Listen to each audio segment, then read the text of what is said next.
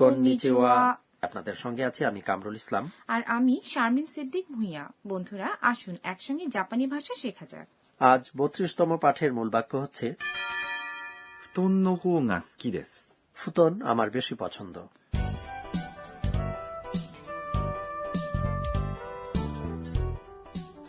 আমাদের এই আসরের প্রধান চরিত্র হচ্ছে থাইল্যান্ড থেকে আসা শিক্ষার্থী আন্না। আন্না তার বান্ধবী ও টিউটর সাকুরার সঙ্গে শিজুওকা ভ্রমণ করছে। আজ তারা সাকুরার দাদির বাড়িতে রাত কাটাবে। আন্না প্রথমবারের মতো ফুতনে ঘুমোবে। ফুতন হচ্ছে জাপানি ধাঁচের তোষক। এবার তাহলে শোনা যাক 32তম পাঠের কথোপকথন। এই পাঠের মূল বাক্য হচ্ছে 布団の方が好きです。 ফুতন আমার বেশি পছন্দ। 布団とベッドとどちらが好き？布団の方が好きです。この布団はベッドより柔らかいです。それじゃ、おやすみなさい。おやすみ。 এবার এসব কথাবার্তা ব্যাখ্যা করা যাক। আন্না তাতামিযুক্ত মেঝের ওপরে ফুতন বিছিয়ে ঘুমোতে চেয়েছিল, ঠিক যেমনটি সে এর আগে মাঙ্গাতে দেখেছে। তাতামি হচ্ছে ছনের তৈরি নির্দিষ্ট মাপের মাদুর, যা স্থায়ীভাবে বিছানো থাকে জাপানি বাড়ির মেঝেতে, যদিও আজকাল এর ব্যবহার কমে গেছে। যাই হোক, আন্নাকে সাকুরা জিজ্ঞেস করল 布団とベッドとどちらが好き？ ফুতন নাকি বেডিং, কোনটা বেশি পছন্দ? 布団 মানে হলো ফুতন, জাপানি ধাঁচের তোষক। ベッド মানে বেডিং। দুটি জিনিসের মধ্যে তুলনামূলক বেশি পছন্দের জিনিস কোনটি তা কারো কাছে জানতে চাইলে সেই দুটি বস্তুর নামের প্রতিটির পরে তো জুড়ে দিতে হবে। যেমন এক্ষেত্রে ফুতন এবং বেডিং, তাই বলা হচ্ছে 布団とベッドと ফুতন আর বেডিং এর মধ্যে। এরপর বলতে হবে どちら কোনটি।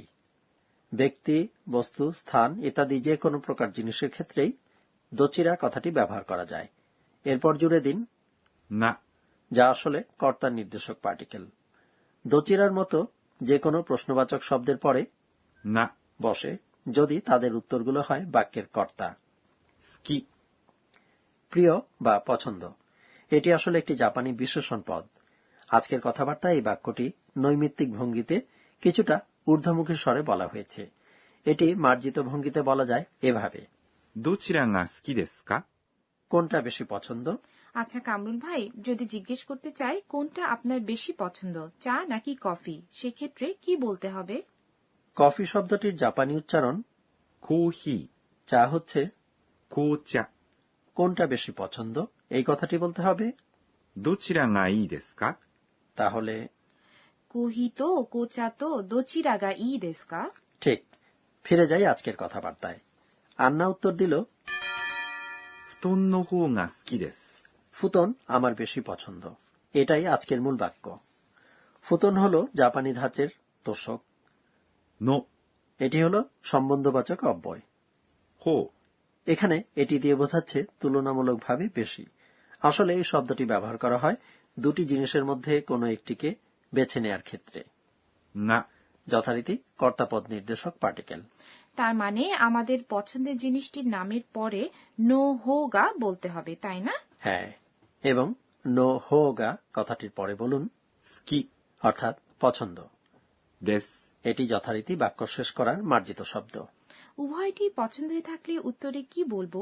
সেক্ষেত্রে বলবেন どちらも好きです。 উভয়টিই পছন্দ। চলুন আবার শুনে নিই আজকের মূল বাক্য। আমি ফুতন বেশি পছন্দ করি। 布団の方が好きです。 ফুতনে ঘুমোলে মনে হয় আমি সত্যি জাপানে আছি। এরপর আন্না বলল この布団はベッドより柔らかいです。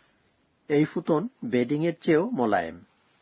この মানে হলো এই, 布団 হচ্ছে ফুতন জাপানি ম্যাট্রেস। は এটি বাক্যের মূল প্রসঙ্গের পরে বসে। ベッド মানে বেডিং। より অর্থ হলো চাইতে বা অপেক্ষা। যেমন এর সঙ্গে বি এর তুলনা করতে হলে বলতে হবে A は B より এবং তারপরে বসবে গুণবাচক বিশেষণ 柔らかい。 এই বিশেষণটির অর্থ নরম বা মোলায়েম। দেশ যথারীতি বাক্য শেষ করার মার্জিত শব্দ। আন্না সাকুরাকে বলল それじゃおやすみなさい。 তাহলে শুভরাত্রি।それじゃ মানে তাহলে। এটি মার্জিত ভঙ্গিতে হলে それでは বলতে হবে।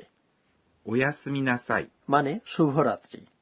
এটি হলো শোয়ার আগে রাত্রিকালীন বিদায়ী সম্ভাষণ। উত্তরে সাকুরা বলল おやすみ শুভরাত্রি। এটি আসলে ওয়াসুমি নাসাই কথাটির নৈমিত্তিক রূপ। আজকের কথাবার্তার শব্দার্থগুলো জানা হয়ে গেল। তাহলে চলুন আবার শোনা যাক 32তম পাঠের কথোপকথন। আজকের মূল বাক্য হল 布団の方が好きです ফুতন আমার বেশি পছন্দ। 布団とベッドとどちらが好き？布団の方が好きです。この布団はベッドより柔らかいです。それじゃ、おやすみなさい。おやすみ。 এবার টিচার আমাদের বুঝিয়ে দিন পর্ব। জাপানি ভাষা শেখার এই আসরের তত্ত্বাবধায়ক অধ্যাপক আকানে তোকুনাগা আজকের শিক্ষণীয় বিষয়টি নিয়ে আলোচনা করবেন এই পর্বে। কামরুল ভাই, আজ আমরা শিখেছি তুলনা করার অভিব্যক্তি যাতে ব্যবহার করা হয়েছে নো হোগা এবং ইয়োরি। তুলনা করার নিয়মটি দয়া করে বিস্তারিত জানাবেন। চলুন টিচারকে জিজ্ঞেস করা যাক। 私が教えましょう。 টিচার বললেন, জাপানি ভাষায় বিশেষণের তুলনামূলক রূপভেদ নেই, তাই より অর্থাৎ চাইতে বা অপেক্ষা এবং の方が তুলনামূলক বেশি কথাগুলো দিয়ে এই অভিব্যক্তি প্রকাশ করা হয়। থাইল্যান্ডের আবহাওয়া সাধারণত জাপানের চেয়ে গরম। চলুন এবার থাইল্যান্ড জাপানের চেয়ে গরম কথাটি জাপানি ভাষায় বলার চেষ্টা করা যাক। থাইল্যান্ড জাপানিতে হলো タイ আর জাপান হলো 日本 বিশেষণ পদ গরম মানে হলো 暑い থাইল্যান্ড যেহেতু মূল প্রসঙ্গ এ কারণে প্রথমেই বলতে পারেন タイは এরপর বলুন জাপান নিহন যেহেতু জাপানের সঙ্গেই তুলনাটা করা হচ্ছে এবং তারপর বলুন ইয়োরি অপেক্ষা। তাহলে এ পর্যন্ত দাঁড়াচ্ছে 日本より গরম কথাটির জাপানি, 暑い কাজেই থাইল্যান্ড জাপানের চেয়ে গরম এই কথাটির জাপানি হবে タイは日本より暑いです এক্ষেত্রে আমরা বেশি গরম স্থানটি ইঙ্গিত করতে の方が কথাটিও জুড়ে দিতে পারি। সেক্ষেত্রে শুরুতেই তাই এর সঙ্গে যোগ করতে হবে নোহোগা এবং এভাবে প্রথম অংশটি দাঁড়াবে タイの方が এরপর জাপান নিহন এবং ইয়োরি জুড়ে দিয়ে বলবো 日本より আর গরম হলো আতসুই। কাজেই থাইল্যান্ড জাপানের চেয়ে গরম এটি হবে タイの方が日本より暑いです এই ছিল টিচার আমাদের বুঝিয়ে দিন পর্ব। এবার ধন্যাত্মক শব্দ নিয়ে পর্ব। শারমিন সান, এখন যে শব্দটি শুনবেন বলুন তো এটি দিয়ে কি বোঝানো হয়? ふかふか বলতে পারছি না। এটি দিয়ে বোঝায় নরম, মোলায়েম এবং স্থিতিস্থাপক। জাপানিতে বলা হয় ফুতন হলো ফুকা ফুকা। প্রায় একই রকম অর্থের আরেকটি শব্দ এবার শুনুন। ふわふわ মোলায়েম এবং হালকা কোনো কিছু বোঝাতে এটি ব্যবহার করা হয়। বলা যেতে পারে এই পাউরুটিটি ফুয়া ফুয়া।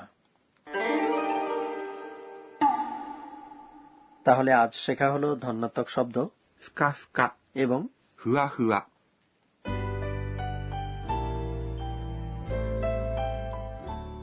ভাষা শেখার আসর শেষ করার আগে সময় হলো আন্নার স্বাগতোক্তি শোনার। আজকের ঘটনাগুলোর দিকে ফিরে তাকিয়ে আন্না নিজে নিজে বলছে, 今日は প্রথমবারের মতো আমি ফুতনে ঘুমালাম। সাকুরা দাদি আমার জন্য আগেই ফুতন রোদে শুকিয়ে রেখেছিলেন, তাই ফুতন ছিল ফুকা ফুকা আর খুবই আরামদায়ক। বন্ধুরা, আশা করি আজকের পাঠ আপনারা উপভোগ করেছেন। এই পাঠের মূল বাক্য ছিল 布団の方が好きです ফুতন আমার বেশি পছন্দ। আগামী পর্বে আন্না বিশ্ববিদ্যালয় ক্যাম্পাসে একটি উৎসবে যোগ দেবে। আপনারাও যোগ দিচ্ছেন তো বন্ধুরা? তাহলে আবার দেখা হবে। মাতা মাতা ওয়াইশিমাশো।